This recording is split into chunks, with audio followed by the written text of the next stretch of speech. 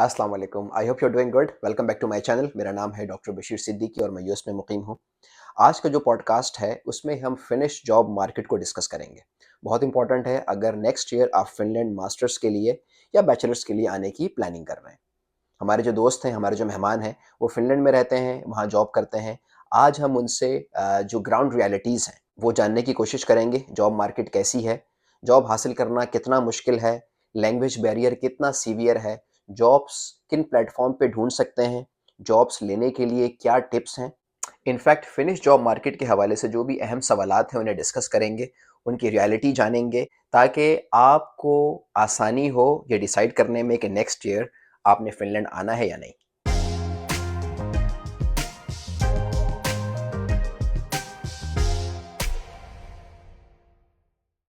अस्सलाम वालेकुम जुबैर भाई। वालेकुम अस्सलाम। I hope you are doing good. बहुत शुक्रिया आपके टाइम का। थोड़ा सा अपने बारे में बताएं, अपना तारुफ करवाएं ऑडियंस के लिए। जी बेसिकली जैसे आपने मेरा नाम बता दिया ऑडियंस को, तो नाम मेरा जुबैर है और मैं पिछले साल फ़िनलैंड आया था मास्टर्स करने के लिए। और बेसिकली मेरा इससे पहले जो है बैचलर्स था वो 2014 में यूएमटी लाहौर से मैंने पास आउट किया था। और उसके बाद तकरीबन 8 साल का जो है मेरा एक्सपीरियंस है प्रोफेशनल, जिसमें एज अ प्रोजेक्ट इंजीनियर मैंने एक कंपनी के साथ काम किया और फिर सोलर कंपनी में 2 साल का एक्सपीरियंस है प्रोजेक्ट लीड के साथ तौर पे ना। तो ये टोटल 8 साल का एक्सपीरियंस लेके फिर मैंने सोचा कि मास्टर्स करना चाहिए और फिर मैं फ़िनलैंड की यूनिवर्सिटी ताम्परे यूनिवर्सिटी में भी मास्टर्स कर रहा हूँ इन इलेक्ट्रिकल इंजीनियरिंग। ज़बरदस्त। तो काफ़ी एक्सपीरियंस बंदे हैं आप, काफ़ी तजर्बा है आपका। तो इतने अरसे के बाद कैसे ख्याल आया आपको कि आप जो है वो आला तालीम के लिए फ़िनलैंड जाएं? एक्चुअली वो इनर जो था ना मेरे अंदर वो यही था कि मास्टर्स तो एट सम स्टेज करना ही है। तो वो अपॉर्चुनिटी एक ऐसी बनी कि मैं फिर पिछले साल जो है अप्लाई किया। मतलब 2022 के एंड से स्टार्ट कर दिया था मैंने ये प्रोसीजर। तो उसके बाद जो है वो अल्लाह का शुक्र है कि मैं फिर मास्टर्स में एडमिशन गेन किया ताम्परे यूनिवर्सिटी में।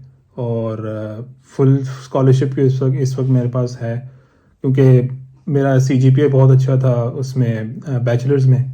साथ में आईएलटीएस का बड़ा अच्छा स्कोर था, तो उसमें मेरा काफ़ी हेल्पफुल हुआ। और साथ में मेरा जो कवरिंग लेटर था, जो मोटिवेशनल लेटर था, वो भी काफ़ी अच्छा था।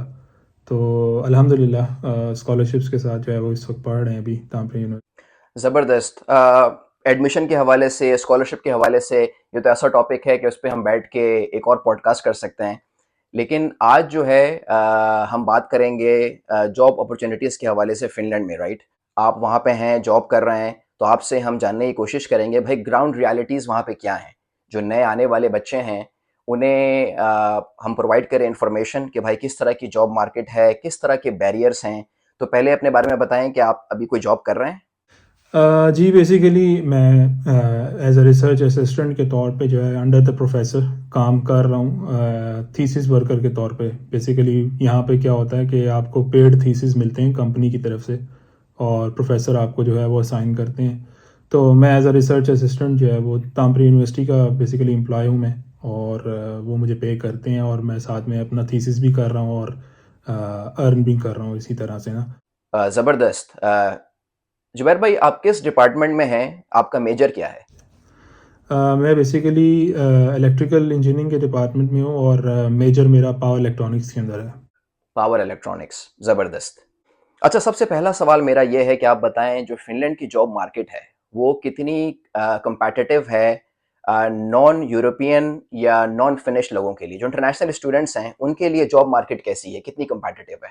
जो जॉब मार्केट है ना वो काफ़ी हद तक कंपेरेटिव हो चुकी है अब, क्योंकि जो इन्फ्लक्स हुआ है ना पिछले 2 डेढ़ सालों में इंटरनेशनल स्टूडेंट्स का, वो काफ़ी हद तक ज़्यादा रहा है। क्योंकि फिनलैंड ने काफ़ी ज़्यादा जो है ना अपॉर्चुनिटीज़ जो हैं वो प्रोवाइड की हैं लोगों को in the form of scholarships. और एडमिशन्स जो हैं वो इतने रिक्वायरमेंट उसकी इतनी सख्त नहीं थी। लेकिन कुछ अरसे से अब जो है वो गवर्नमेंट ने चेंजेस तो किए हैं, लेकिन उसका भी रिज़ल्ट अगले कुछ 2-3 सालों में आएगा। लेकिन फ़िलहाल अभी जो है ना काफ़ी हद तक कंपैरेटिव है। इवन आपको जो ऑड जॉब्स हैं ना वो भी नहीं मिल रही इंटरनेशनल स्टूडेंट्स के लिए। सो वाह। ये थोड़ी सी डिफ़िकल्टी है। लेकिन ये है कि हम ऑब्वियसली जिसको भी हम गाइड करते हैं हम उसे यही कहते हैं कि यार कम से कम 1 साल का अपने पास जो है ना एक्सपेंस लेके आए फ़िनलैंड के अंदर। सही। अच्छा, फ़िनलैंड जो है ऑफ़ कोर्स जो ऑफ़िशियल लैंग्वेज है वो उनकी फ़िनिश है, right? Even though English is widely spoken. आपको क्या लगता है फ़िनिश लैंग्वेज का कितना किरदार है, कितना इम्पोर्टेंट है लैंग्वेज सीखना वहाँ जॉब पकड़ने के लिए? अ, देखें, जो अगर तो आपकी टेक्निकल जॉब है ना, तो उसमें तो फिनिश इज़ नॉट रिक्वायर्ड।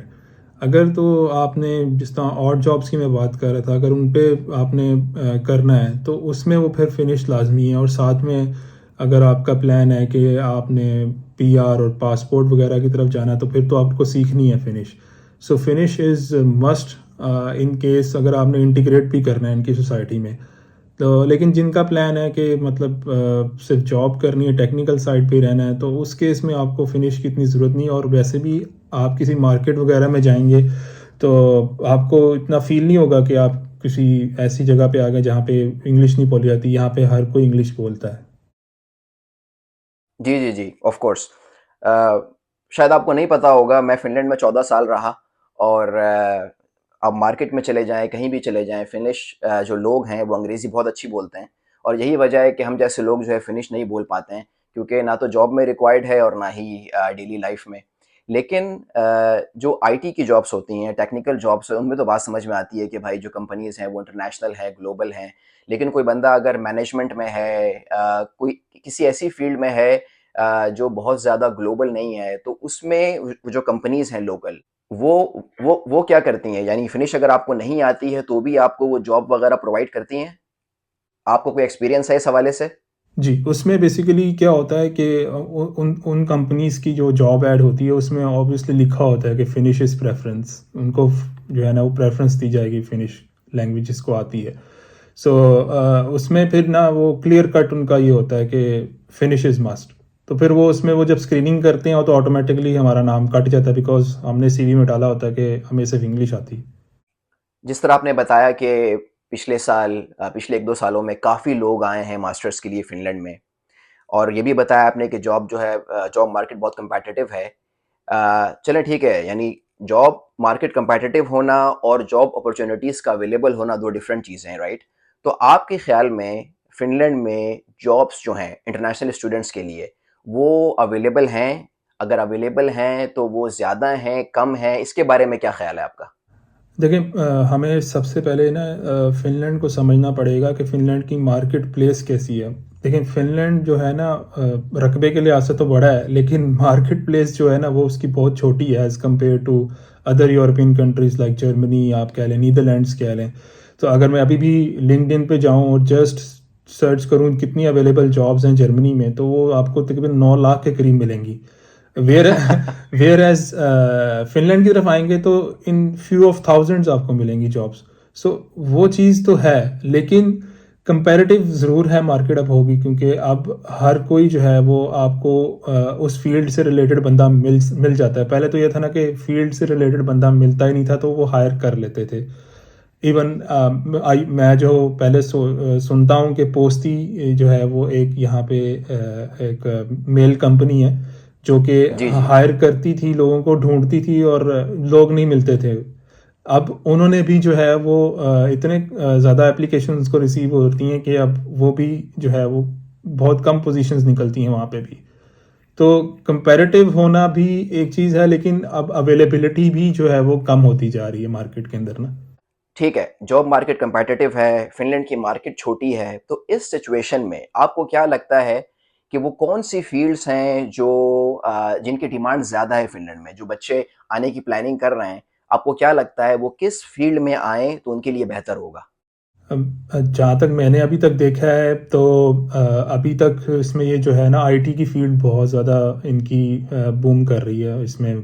जैसे नोकिया है यहाँ पे, वो काफ़ी अपॉर्चुनिटीज़ प्रोवाइड करती हैं आईटी की इंडस्ट्री के अंदर।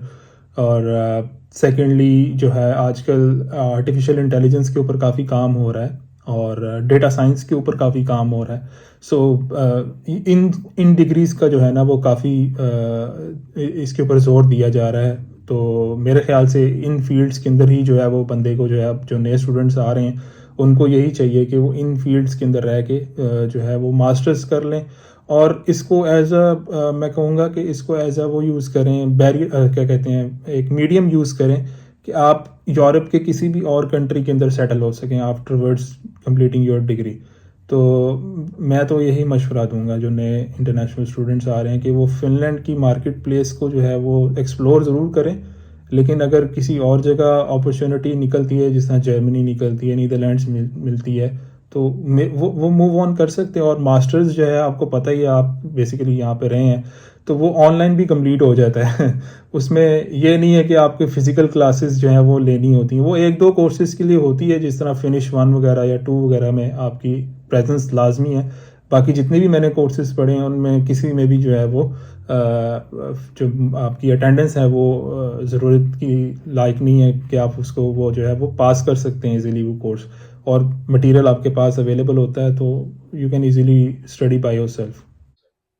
अच्छा, this is news for me, क्योंकि जिस ज़माने में हम पढ़ाई करते थे या पढ़ाई के बाद भी काफ़ी अर्सा मैं यूनिवर्सिटी में रहा, तो उसमें जो है ना वो फिज़िकल प्रेज़ेंस जो है वो काफ़ी इम्पोर्टेंट था। कुछ टीचर तो ऐसे थे जो कि अटेंडेंस वगैरह काफ़ी जो है ना स्ट्रिक्टली फ़ॉलो करवाते थे, बट या things have changed quite a lot lately. जी, जी, बिल्कुल ऐसी। तो जुबैर भाई, ऐसा लगता है कि आपने इरादा किया हुआ है कि भाई मास्टर्स करना है यहाँ से और भागना है फ़िनलैंड से? देखिए, ये अब अल्लाह ज़्यादा बेहतर जानता है, लेकिन प्लान तो मेरा यही है कि मास्टर्स सबसे पहले कंप्लीट किया जाए और मीनवाइल जो है वो जॉब के लिए देखा जाए। अगर तो मिल जाती है देन ओके, अदरवाइज़ फिर obviously you must have your second plan. अच्छा, अभी आपने ज़िक्र किया एआई का, डेटा साइंस का, तो आपके पास या आपके सामने ऐसी मिसालें हैं कि भाई जो लोग आपके साथ आए, इन फ़ील्ड्स में आए और उनको जो है आपसे पहले नौकरी मिल गई, पहले ना भी मिले लेकिन ऑन एवरेज जो है उनके पास जॉब्स ज़्यादा हैं कंपेयर्ड टू अदर फ़ील्ड्स? देखिए, मैं जब भी सर्च करता हूँ लिंक्डइन के ऊपर जाके मैं देखता हूँ, तो उसमें मोस्ट ऑफ द जॉब्स जो मिलती हैं वो आईटी रिलेटेड होती हैं, ठीक है? सो विच शोज़ कि ये जो फ़ील्ड है ये काफ़ी ज़्यादा इन डिमांड है। जिस तरह आपके वेब डेवलपमेंट से रिलेटेड हो गई जॉब्स हो गई, एसक्यूएल रिलेटेड हो गई। मैं काफ़ी इस तरह की जो है ना वो मैं देखता हूँ जॉब्स। तो उसमें मैंने कुछ 1-2 लड़के देखे भी हैं जो कि जिनकी जॉब्स लगी भी हैं। तो ये तांपरे में रह के, बाकी हेलसिंकी में, और आपको पता है कि वो कैपिटल है एक, वो बिजनेस हब है उनका, तो उधर और ज़्यादा जॉब्स। और मोस्टली मैंने जितने भी लड़के देखे हैं जो तांपरे आते हैं, most of them have move to Helsinki for better opportunity, because वहाँ पे जॉब्स की situation as compare to Tampere बेहतर है। वहाँ पे और जॉब्स मिल जाती हैं आपको, या कोई और आपकी जो रिलेटेड टू फील्ड्स हैं वो जॉब भी आपको मिल जाती हैं। सो इट डिपेंड्स कि आप कितनी मेहनत करते हैं जॉब सर्च के ऊपर। तो बाकी रिस्क तो अल्लाह ने लिखा हुआ। बिल्कुल, एग्ज़ैक्टली, आई एग्री। हेलसिंकी जो है वो जॉब के हवाले से बेहतर हो सकता है, लेकिन यार तांपरे जो है ना, Tampere is the best place to live in Finland. ऐसी है ये, बेसिकली सेकंड होम लगता है अब तो हमें बिल्कुल। अच्छा, न्यूज़ में हम अक्सर सुनते हैं कि भाई फॉर एग्ज़ाम्पल जो इंटरनेशनल कंपनीज़ हैं वहाँ पे या ऐसे इदारे हैं जो कि तालिब इल्मों को सपोर्ट करते हैं जॉब के लिए, वो आवाज़ उठाते हैं कि भाई फ़िनिश जो कंपनीज़ हैं, उन्हें इंटरनेशनल टैलेंट को हायर करना चाहिए, उन्हें रिटेन करने की कोशिश करनी चाहिए। तो इस हवाले से आप कोई एफ़र्ट देखते हैं आजकल?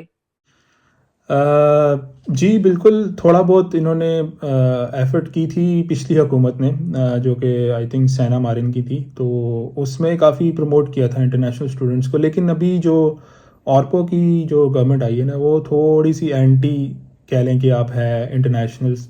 लेकिन उन्होंने बेसिकली फ़िनिश लोगों की जो स्टूडेंट्स हैं, उनका भी कट डाउन किया है, क्योंकि ये खुद भी थोड़ा-सा जो है ना रिसेशन की तरफ है इनका मार्केट प्लेस। तो सेकेंडली जो सपोर्ट है ना इंटरनेशनल स्टूडेंट्स के लिए, वो ये है कि जो एक इधर ऑफ ऑर्गेनाइजेशन है टीई के नाम से, वो प्रोवाइड करती है आपको इंटीग्रेशन प्लान वगैरह और जॉब्स वगैरह ढूंढ के देती है, अगर आप उनके साथ जो है वो रजिस्टर करें।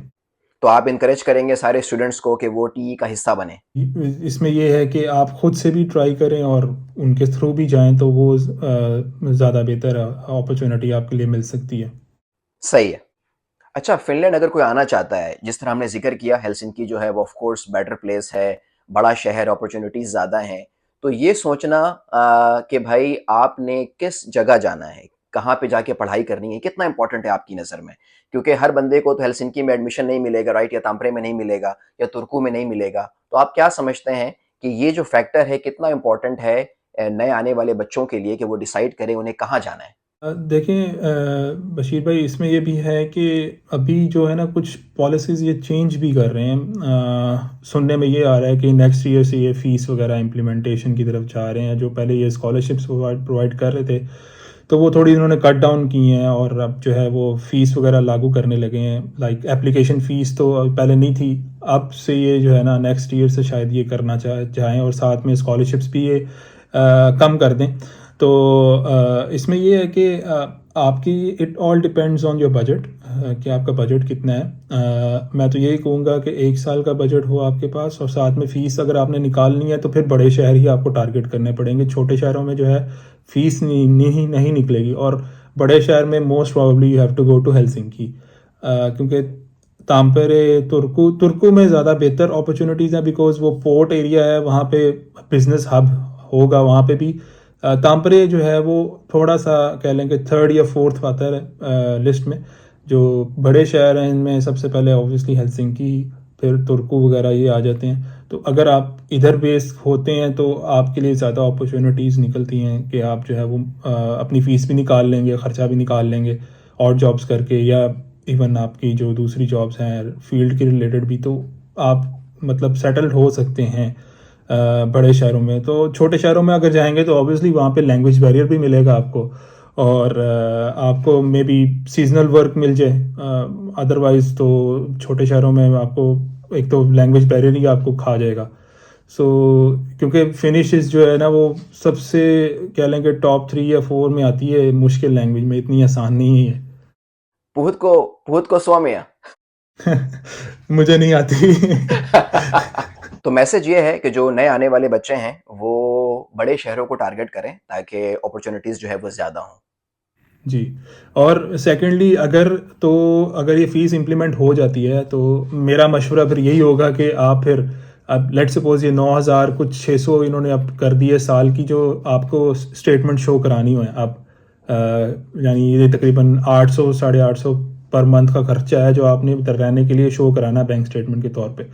तो इसके ऊपर अगर आप फ़ीस भी ऐड करते हैं जो कि 12,000 यूरो है पर ईयर अभी तक, तो मेरे ख्याल से फिर इससे बेहतर है कि बंदा जर्मनी की तरफ मूव ऑन कर जाए, क्योंकि वहाँ पे तो सिंपल आपको एक ब्लॉक अकाउंट खुलवाना and then you don't have to pay anything for the university fees वगैरह के तौर पे। तो उधर सिर्फ और सिर्फ आई थिंक 12,000 कुछ यूरोज़ हैं जो कि आप, यानी ऑलमोस्ट 13,000 यूरोज़ बन जाते हैं जो कि आपने शो कराने, तो वो which is much better as compare to coming over to Finland, और वहाँ पे यहाँ पे आके फिर आप स्ट्रगल करें, फिर आप कहें कि जी मुझे किसने फंसा दिया यहाँ पे। बिल्कुल सही कह रहे हैं, क्योंकि सबसे बड़ा जो चार्म है फिनलैंड का वो तो यही है कि भाई आपको फीस पे नहीं करनी है, राइट? बंदा जो जो नए आने वाले बच्चे हैं वो ये समझते हैं कि फीस का मामला हल हो गया, जो लिविंग एक्सपेंस है किसी तरह बेयर कर लें। जी। और सेकेंडली अगर ये फ़ीस इम्प्लीमेंट हो जाती है तो मेरा मशवरा फिर यही होगा कि आप फिर, अब लेट्स सपोज़ ये 9,000 कुछ 600 इन्होंने अब कर दिए साल की, जो आपको स्टेटमेंट शो करानी हो अब, यानी ये तकरीबन 800 साढ़े 800 पर मंथ का खर्चा है जो आपने इधर रहने के लिए शो कराना बैंक स्टेटमेंट के तौर पे। तो इसके ऊपर अगर आप फ़ीस भी ऐड करते हैं जो कि 12,000 यूरो है पर ईयर अभी तक, तो मेरे ख्याल से फिर इससे बेहतर है कि बंदा जर्मनी की तरफ मूव ऑन कर जाए, क्योंकि वहाँ पे तो सिंपल आपको एक ब्लॉक अकाउंट खुलवाना and then you don't have to pay anything for the university fees वगैरह के तौर पे। तो उधर सिर्फ और सिर्फ आई थिंक 12,000 कुछ यूरोज़ हैं जो कि आप, यानी ऑलमोस्ट 13,000 यूरोज़ बन जाते हैं जो कि आपने शो कराने, तो वो which is much better as compare to coming over to Finland. बिल्कुल बिल्कुल सही कह रहे हैं, क्योंकि सबसे बड़ा जो चार्म है फिनलैंड का वो तो यही है कि भाई आपको फीस पे नहीं करनी है, राइट? बंदा जो जो नए आने वाले बच्चे हैं वो ये समझते हैं कि फीस का मामला हल हो गया, जो लिविंग एक्सपेंस है किसी तरह बेयर कर लेंगे। ऐसे ही है। जी जी, बिल्कुल बिल्कुल। तो अगर फीस भी पे करनी है, खर्चा भी बेयर करना है, तो भाई ऐसी जगह जाओ जहाँ पे अपॉर्चुनिटीज़ ज़्यादा हैं, चाहे वो पार्ट टाइम के हवाले से हो, चाहे फुल टाइम के हवाले से हो। जी जी, ऐसे ही, बिल्कुल ऐसे ही।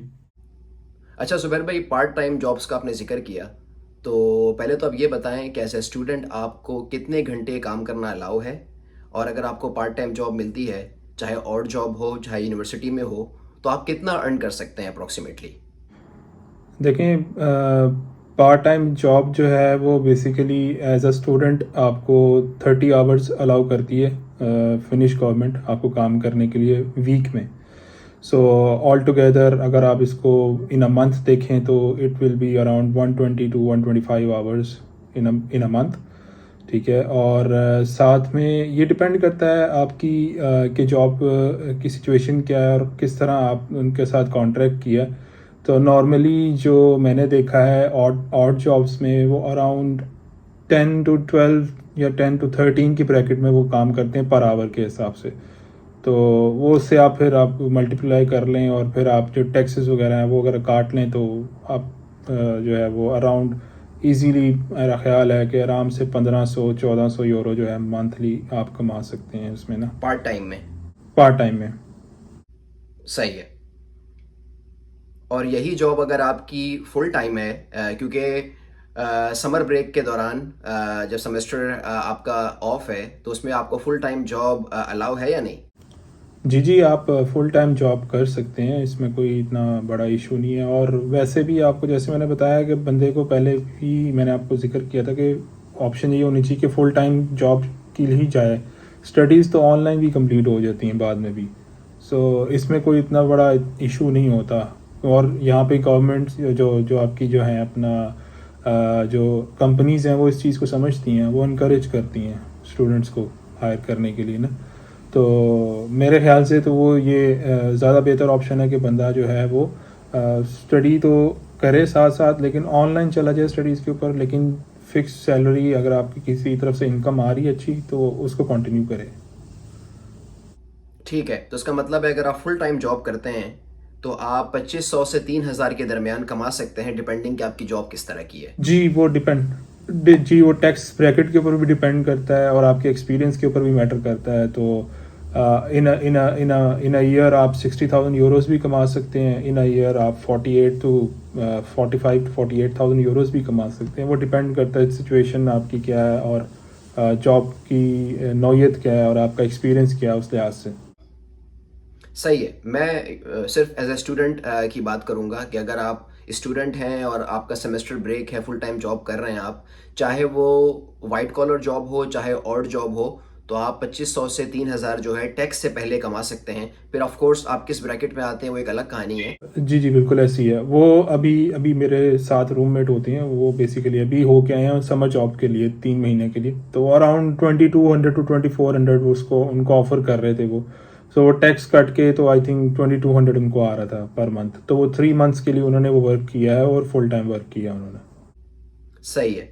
तो अगर आपको पार्ट टाइम जॉब मिल जाती है या आप सिर्फ पढ़ाई पे फोकस करना चाहते हैं और सिर्फ समर में ही जॉब करना चाहते हैं, तो भी आप पूरे साल का खर्चा आराम से निकाल सकते हैं, राइट? जी बिल्कुल, जिस तरह अभी मैंने बताया वो जो मेरे साथ रूममेट हैं वो बेसिकली आप क्या कहते हैं फीइंग पेइंग हैं, तो उन्होंने फ़ीस वहीं से निकाली अपने नेक्स्ट ईयर की। अच्छा, फीस भी निकाल ली उन्होंने। जी, फ़ीस भी निकाल ली उसमें से। तो इसका मतलब है कि अगर किसी को स्कॉलरशिप नहीं मिलती है या पार्शल मिलती है तो उसके लिए भी चांस है कि भाई अगर उसे जॉब मिल जाती है तो ही कैन सर्वाइव। जी बिल्कुल, ऐसे ही है। मैंने आपको जैसे पिछले बताया कि जो 6,000 यूरोज़ आपको अर्ली बर्ड पे वो मिल जाती हैं डिस्काउंट, क्योंकि 12,000 यूरोज़ तो आपकी वो सालाना फ़ीस है और उसके बाद 6,000 यूरोज़ हो जाती है। और उसके बाद अगर आप पहले साल 60 प्लस क्रेडिट आवर्स कंप्लीट करते हैं तो उस पे भी फर्दर आपको कंसेशन मिलना शुरू हो जाती है यूनिवर्सिटी की तरफ से। ठीक है जी, बहुत ज़बरदस्त। अच्छा, लैंग्वेज बैरियर के हवाले से बात हो गई, कौन सी फील्ड्स आजकल हॉट चल रही हैं उस हवाले से बात हो गई। इसके अलावा कोई ऐसी स्पेसिफिक चीज़ या डिफ़िकल्टी आपने फ़ेस की हो जॉब मार्केट में एज़ एन इंटरनेशनल स्टूडेंट? देखिए, सेकेंडली जो एक चीज़ मैंने बड़ी नोट की है इनकी सोसाइटी में रह के कि ये घुल मिलते नहीं हैं इतनी जल्दी, नेटवर्किंग नहीं करते अनलेस एंड अनटिल आप जो है ना वो पब्स वगैरह में जाएं। तो जब ये थोड़े पी हो तो तब ये थोड़ा बहुत कर लेते हैं, अदरवाइज़ ये नेटवर्किंग भी नहीं करते फिनिश जो है ना, क्योंकि इनकी कल्चर में ये है कि ये थोड़ा जो है ना वो रिजर्व रहते हैं, इंट्रोवर्ट हैं, एक्सट्रोवर्ट नहीं है ये। ठीक है, सो ये एक थोड़ी सी ना एक प्रॉब्लम है यहाँ पे कि नेटवर्किंग करना स्पेशली विद फिनिश।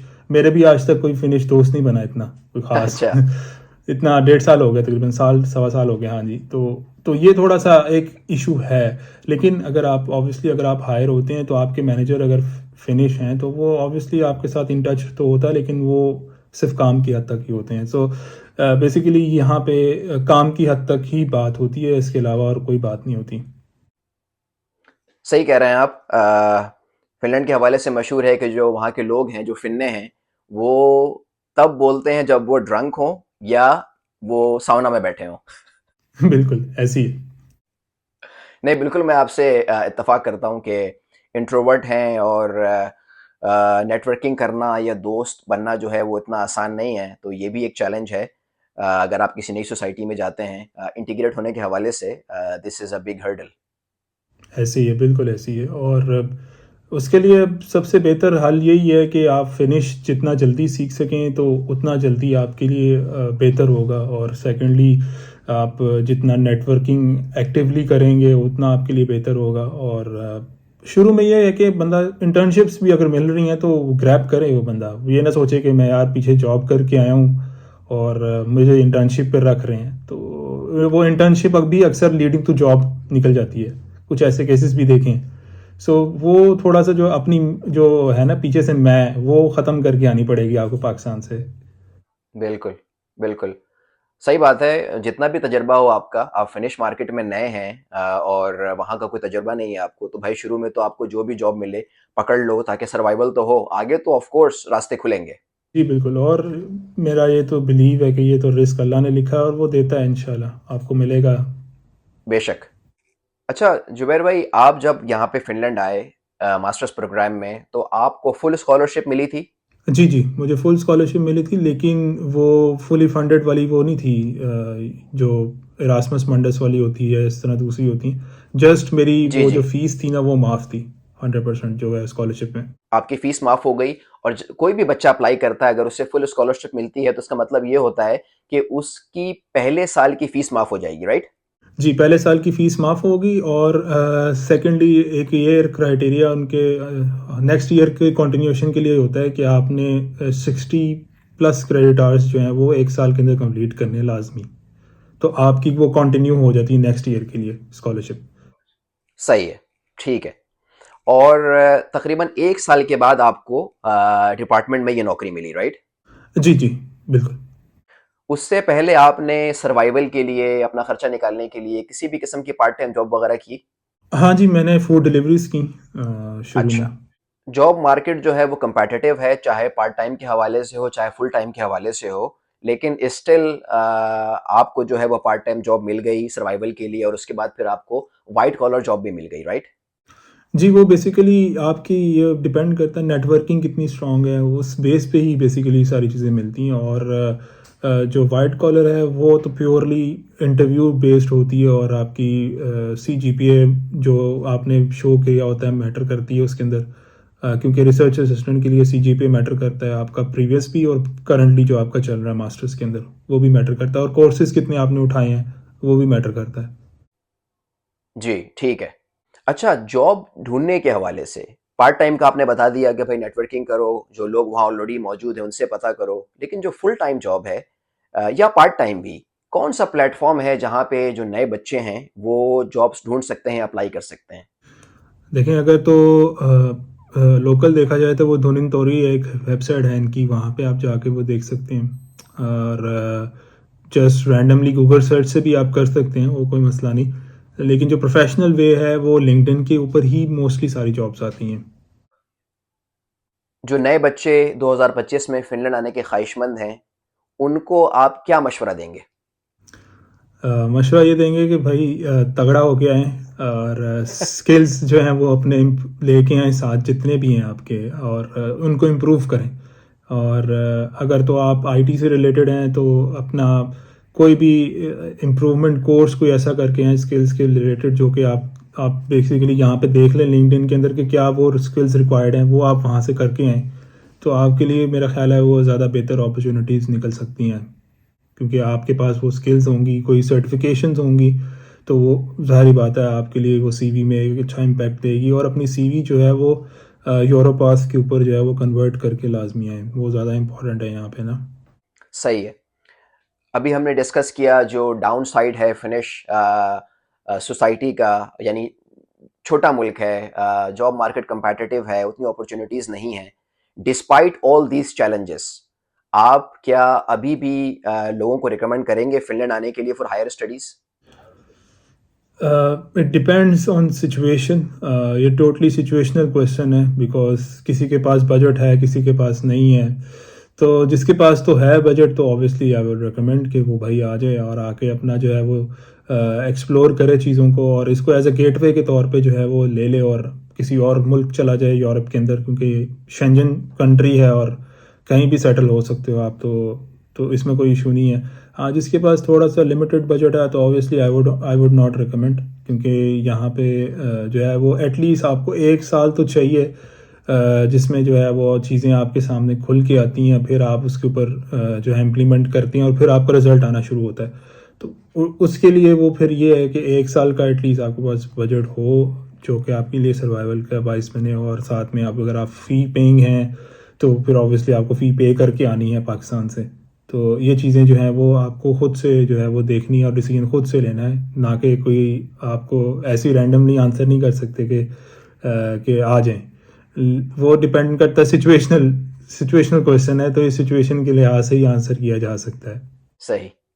मेरे ख्याल से हमने तमाम पहलू पे बहुत तफसील से रोशनी डाली है। एंड में आपसे मैं ये पूछना चाहूँगा जुबैर भाई कि आपका जो ओवरऑल एक्सपीरियंस है, फ़िनलैंड के हवाले से, वहाँ पढ़ाई के हवाले से, जॉब के हवाले से, वो कैसा है? ओवरऑल तो बहुत अच्छा एक्सपीरियंस रहा है मेरा तो, पर्सनली मुझे तो काफ़ी पसंद आया। लेकिन यहाँ पे एक ये चीज़ है कि ये थोड़ा ठंडा नहीं, बहुत ही ठंडा मुल्क है। तो तो अगर आपको ठंड पसंद है तो ऑब्वियसली, मुझे तो पसंद है, तो मुझे तो कोई मुश्किल नहीं हुई, शुक्र अल्लाह का। लेकिन मैं कुछ ऐसे लोगों को जानता हूँ जो कि जिनको थोड़ी सी प्रॉब्लम हुई है। लेकिन ऑब्वियसली जब आप एक ठंड गुजार लेते हैं ना, तो फिर आप आदी हो जाते हैं, फिर आप सेटल डाउन हो जाते हैं। तो इस सेंस में इनके समर्स बहुत अच्छे हैं। मतलब मैं समर गुजारा है और इनका समर बहुत ज़बरदस्त है। मतलब आपको पता ही है कि 2-3 घंटे की रात होती है, उसमें भी सूरज ग्रूब नहीं होता समर टाइम में भी। तो दिन दिन लंबे हैं और समर्स में, और रातें बिल्कुल हैं ही नहीं। तो सर्दियों में दिन बहुत ही छोटे हैं और रातें बहुत लंबी हैं। तो ये है कि थोड़ा सा इसमें ये है कि आप जितना वो नेटवर्किंग में होंगे तो उतना बेहतर है, क्योंकि यहाँ पे डिप्रेशन वगैरह भी आप जो है ना वो फेस कर सकते हैं। बिकॉज आप अप्लाई कर रहे होंगे और आपको अनफॉर्चुनेटली का वर्ड नज़र आएगा हर ईमेल के अंदर, तो थोड़ा सा बंदा ना डिप्रेस्ड हो जाता है। तो ये है कि आप अपना घुल मिलें, मस्जिद जाएं, वहाँ जाके ज़रा बातें शातें करें, दूसरे कम्युनिटी के लोगों से भी मिलें।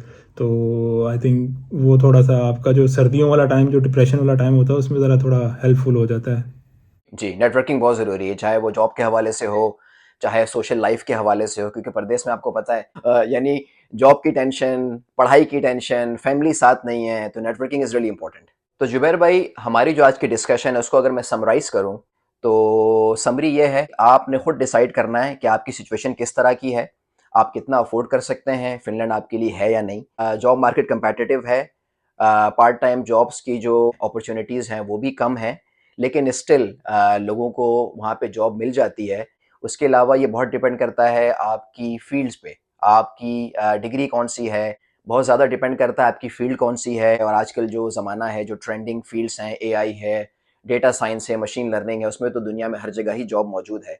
इसके अलावा जुबैर भाई ने जिस तरह बताया कि भाई फ़िनिश जो है वो सीखना फ़ायदेमंद साबित होगा नौकरी हासिल करने के लिए। नेटवर्किंग बहुत ज़रूरी है, चाहे वो डेली लाइफ के हवाले से हो, चाहे नौकरी के हवाले से हो। जुबैर भाई, इसमें आप कुछ ऐड करना चाहेंगे? जी बिल्कुल, आपने सब कुछ इसमें बड़ा अच्छे तरीके से समराइज़ कर दिया है, तो मेरा नहीं ख्याल कि कोई चीज़ ऐसी रह गई है। ठीक है। आज का जो पॉडकास्ट था उसका बेसिक मकसद यही था कि आपको जो ग्राउंड रियलिटीज़ हैं वो बताई जाएँ। हम जुबैर भाई का शुक्रिया अदा करते हैं उनके टाइम के लिए, और ऐसा लगता है कि जुबैर भाई के साथ हम फ्यूचर में और भी बहुत सारे पॉडकास्ट कर सकते हैं। जी, जी, बिल्कुल, I am available any time. Alright, once again Zubair भाई, thank you so much for your time. जी, जी, thank you so much for calling me up on the podcast. और आई होप कि मेरी जो इन्फॉर्मेशन है वो काफ़ी लोगों तक जाएगी और वो इस उस लिहाज से जो है वो अपना डिसीजन ले सकते हैं कि whether Finland is good for them और नॉट। ऑलराइट, एक बार फिर से अपने गेस्ट जुबैर का शुक्रिया अदा करेंगे टाइम देने के लिए। बहुत तफ़सील से फ़िनिश जॉब मार्केट को डिस्कस किया है। आई होप ये पॉडकास्ट आपके लिए यूज़फुल होगा। इससे आपको फ़ायदा पहुँचेगा और आप एक इन्फॉर्म्ड डिसीजन ले सकेंगे अपने फ़िनलैंड आने के हवाले से। फ्यूचर में इस तरह के बहुत से पॉडकास्ट आएँगे। I would request all of you to subscribe to my channel. अगर आपको वीडियो पसंद आई तो लाइक करें, अपने दोस्तों के साथ शेयर करें। हमारे सर्कल में बहुत से ऐसे लोग हैं जो बाहर आना चाहते हैं पढ़ने के लिए, उनके लिए मदद हो जाएगी और चैनल की सपोर्ट भी। आपसे मुलाकात होगी नेक्स्ट एपिसोड में किसी और इंटरेस्टिंग टॉपिक के साथ। अपना ख्याल रखें। Have a great day.